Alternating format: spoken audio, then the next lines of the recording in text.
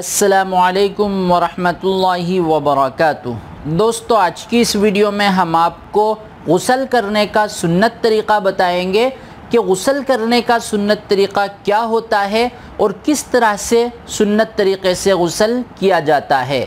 दोस्तों, गुस्ल करने का सुन्नत तरीक़ा ये है। नंबर 1, पहले गुस्ल के ज़रिए पाकी हासिल करने की नियत करके बिस्मिल्लाह पढ़कर दोनों हाथ धोएं। नंबर 2, फिर शर्मगाह धोएं, चाहे उस पर नापाकी लगी हो या ना लगी हो। नंबर 3, फिर मुकम्मल वज़ू करें। दोस्तों, आपको वज़ू इस तरीक़े से करना है जिस तरीक़े से हम नमाज के लिए वज़ू करते हैं। आपको पूरा मुकम्मल तरीक़े से वज़ू करना है। नंबर 4, फिर दाहिने कंधे पर 3 बार पानी डालें, उसके बाद बाएं कंधे पर 3 बार पानी डालें, उसके बाद सर पर 3 बार पानी डालें। नंबर 5, रगड़कर सारे आज़ा को धोएं। नंबर 6, क़िबले की तरफ रुख करके गुस्ल ना करें। नंबर 7, ज़रूरत से ज़्यादा पानी ना बहाएं। नंबर 8, तन्हाई में गुस्ल करें।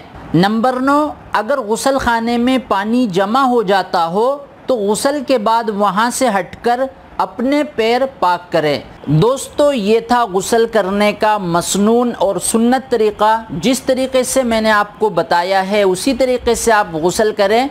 इस तरीक़े से गुस्ल करने से आपको गुस्ल करने का सवाब भी मिल जाएगा और आपको मुकम्मल तरीक़े से पाकी तहारत भी हासिल हो जाएगी। दोस्तों, गुस्ल करते वक्त इस बात का ख़ास तौर पर ख़याल रखा जाए कि गुस्ल करते वक्त गुस्ल के फ़राइज़ में से एक चीज़ भी न छूट सके। अगर गुस्ल करते वक्त गुस्ल के फ़राइज़ में से हमसे कोई भी एक फ़र्ज़ छूट जाता है तो इस कंडीशन में ना तो हमारा गुस्ल होगा और ना ही हम पाक हो सकेंगे।